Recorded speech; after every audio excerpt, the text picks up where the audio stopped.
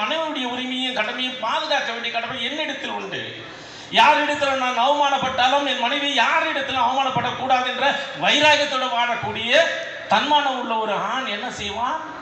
எந்த சூழலிலும் தன் மனைவியை தேர்தலில் நிற்க வைத்து விட்டால் அவளை காப்பாற்றி தேர்தல் களத்தில் வெற்றி பெற செய்ய வேண்டும். அந்த இடத்துல நிற்க வேண்டிய சட்டப்பேரவை உறுப்பினராக இருந்தீர்கள், நகராட்சி மன்ற தலைவராக இருந்தீர்கள், உங்களுடைய மகன் நகராட்சி மன்ற துணைத் தலைவராக இருந்தார்கள். அவர் நெமிலி சேர்வில் நின்று தோற்கிறார்.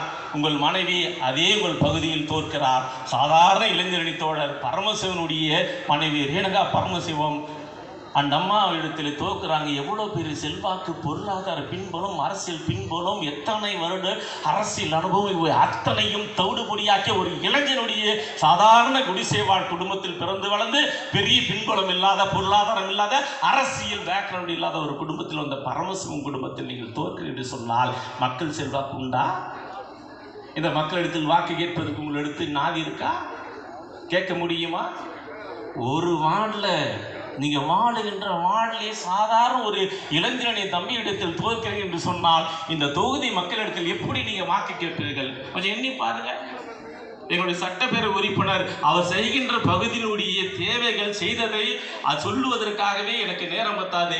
இதில் தலைவர் கலைஞர் அவர்கள் செய்தது, அண்ணன் தளபதி அவர்கள் இந்த நாட்டிற்காக செய்து கொண்டிருக்கின்ற அத்தனையும் சொல்ல வேண்டும் என்று சொன்னால் மணிக்கணக்கில் நான் பட்டியலிட்டு பேச வேண்டும். ஆனால் ஒன்று வேண்டே சொல்லி நான் நிறைவு செய்ய விரும்புகின்றேன் தோழர்களே. ஏன்னா நேரம் இருக்கு, என்ன வயது என்ன பேச இருக்கிறாங்க.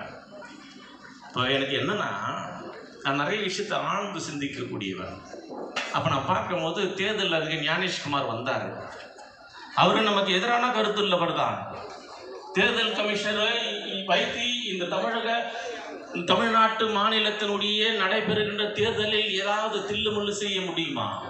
2 கட்ட 3 கட்ட வாக்குப்பதிவை செய்துவிட்டு அதை எண்ணுவதற்கான மாத கணக்கில் காலம் தாழ்த்த முடியுமா என்ற எவ்வளவோ கோணத்தில் அந்த ஞானேஷ்குமார் அவர்களை அழைத்து வந்து நீங்கள் ஒரு மீட்டிங் போட்ட ஒரு 4-5 நாட்கள் முன்பு தோழர்களே, அவர் பார்த்தா இந்த தமிழ்நாட்டுடைய அரசியல் ஆட்சி அமைப்பு எப்படி இருக்குன்னு சொன்னால் மிகவும் பாதுகாப்பான, சட்ட ஒழுங்கு மிக நேர்த்தியாக, அவர் எதிர்பார்த்ததை காட்டிலும் விஞ்சி நிற்கின்ற அளவுக்கு பாதுகாப்பான அரசியல் சூழல் இங்கு நிலவுகிறது என்று அவர் அனைத்து தரப்பினரும் கேட்டறிந்து வெளிப்படையாக செய்தியாளர்கள் மத்தியில் ஊடகத்தின் வாயிலாக அவர் தெரிவிக்கின்றார். தமிழ்நாட்டில் சட்ட ஒழுங்கு பாதுகாப்பு மிக சிறப்பாக இருக்கு என்று சொல்லிவிட்டு போனார்.